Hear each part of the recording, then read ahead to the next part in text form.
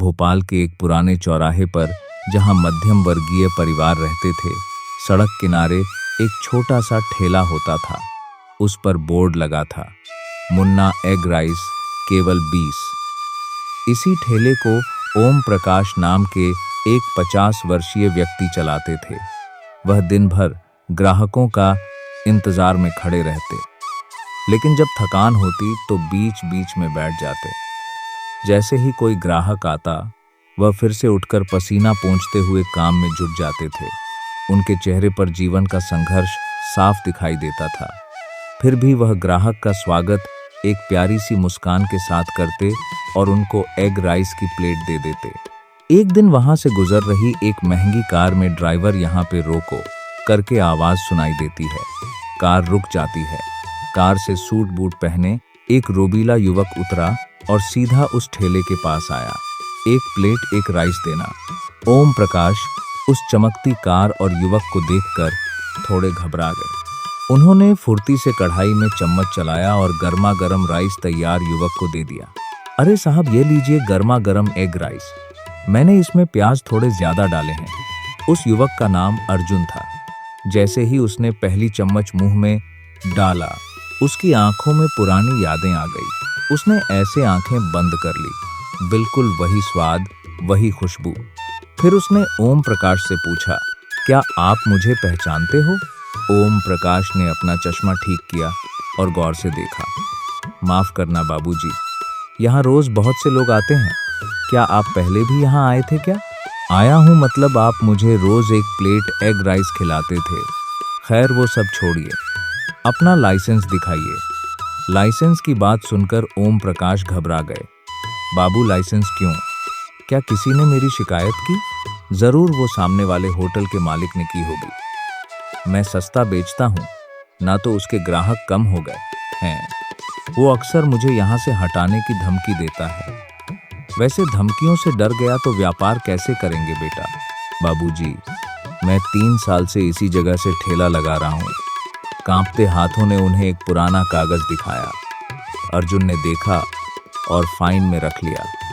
देखिए ओम प्रकाश जी, मेरा नाम अर्जुन है और मैं इस जिले का फूड कंट्रोल कमिश्नर हूँ। आप जो तेल इस्तेमाल कर रहे हैं वो ठीक नहीं है, मसाले भी अच्छे क्वालिटी के नहीं हैं और ये ठेला बहुत गंदा है। ऐसा खाना खिलाकर आप लोगों की सेहत से खिलवाड़ कर रहे हो। अरे साहब, ये आपके जैसे बड़े लोगों के लिए नहीं है। यहाँ सिर्फ गरीब लोग खाते हैं, इसलिए मैं कम दाम में बेचता हूँ।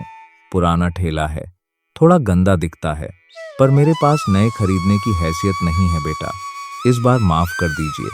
मैं आज घर जाकर एक साबुन खरीद कर साबुन से गाड़ी को अच्छे से साफ कर दूंगा। इस गरीब को माफ कर दीजिए साहब। सस्ता होने का मतलब यह नहीं कि आप खराब खाना खिलाएं, इसे बीमारियां हो सकती है, इसलिए मैं आपका ठेला सीज कर रहा हूँ। अर्जुन ने अपने असिस्टेंट माधव को बुलाया और माधव को ठेले को ऑफिस के यार्ड में ले जाने का आदेश दिया। यह सुनकर ओम प्रकाश एकदम शॉक में हो गया और चमचा नीचे गिरा दिया। अरे नहीं बेटा, ऐसा मत करो। इस ठेले के बिना मैं बर्बाद हो जाऊंगा। मैं रोड पर आ जाऊंगा बेटा। मेरी पत्नी बीमार है, इसके इलाज के लिए पैसे नहीं रहेंगे। कल से मैं संभाल कर रखूंगा करके कहता है। अर्जुन बगैर कुछ सुने अपने एक कार में चढ़ गया और असिस्टेंट पीछे गाड़ी ढकेलते हुए जा रहा था। ओम प्रकाश आंसू भरी आंखों से गाड़ी के पीछे जा रहा था। ओम प्रकाश, अरे बेटा सुनो, मेरा इकलौते बेटे की मौत के बाद मैंने इसका नाम मुन्ना एग राइस रखा था। यह मेरे लिए सिर्फ ठेला नहीं, मेरी जान है। बाबू, मुझ पर दया करो, छोड़ दो। पर माधव नहीं रुका, गाड़ी को लेकर फूड इंस्पेक्टर के पास ले गया। ओम प्रकाश थका हारा वहां पर पहुंच गया। तब तक वहीं बाजू के दुकान के सामने अर्जुन खड़ा था। अरे बाबू, मुझे जेल में डालोगे क्या? गलती किया हूँ, गरीब हूँ, गाड़ी के सिवा मेरे पास जीने के लिए और कोई रास्ता नहीं है। तभी अर्जुन ने मुस्कुराते हुए ओम प्रकाश के कंधे पर हाथ रखा, उनके हाथ में एक चाबी थमा दी। अब अर्जुन की आवाज में शक्ति नहीं बल्कि अपनापन था। अंकल, 20 साल पहले की बात याद कीजिए। एक छोटा बच्चा फटे हुए स्कूल बैग से पुराने कपड़ों में भूखा रोते हुए आता था। आपके ठेले के पास खड़ा रहता था जब उसकी जेब में एक भी नहीं होता था। आपने उसकी भूख समझी, उसे बुलाकर रोज पेट भरकर एक राइस खिलाया। मैं वही बच्चा हूँ। ओम प्रकाश की आंखें फटी की फटी रह गई। अरे तुम वही बच्चे हो। हाँ अंकल, उस दिन आपने मेरी भूख मिटाई, इसलिए मैं भूख से मरा नहीं, जिंदा हूँ। आज बढ़कर इस मुकाम पर पहुंचा हूँ। आज जब मैं कार से निकला और आपको आपकी गाड़ी की जगह पर देखा तो आप मुझे दिख गए करके भगवान का शुक्रिया अदा किया था। उन्होंने मुझे आपका कर्जा उतारने का मौका दिया है। मैं आपको अभी भी इस गाड़ी पर इतनी तकलीफ सहते देख नहीं सकता, इसीलिए मैंने जानबूझकर ठेले को सीज करने का नाटक किया, क्योंकि मैं आपको इस हाल में नहीं देख सकता।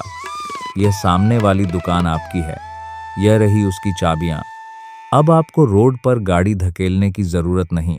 यहाँ पर इंजन से बैठकर एग्राइसी नहीं, सभी तरीके के फास्ट फूड्स बेचो। आपकी पत्नी का इलाज करने की जिम्मेदारी मेरी है, ऐसा कहता है। और फिर माधव से दुकान में गए टेबल्स, फर्नीचर्स, छोटे पार्टीशन सभी रेडी करके Om Prakash egg rice family restaurant करके बोर्ड भी लगा दो। परसों तक अंकल उसमें बैठकर व्यापार शुरू करना चाहिए। क्विक क्विक करके आदेश देता है। ओम प्रकाश की आंखें खुशी से भर आई।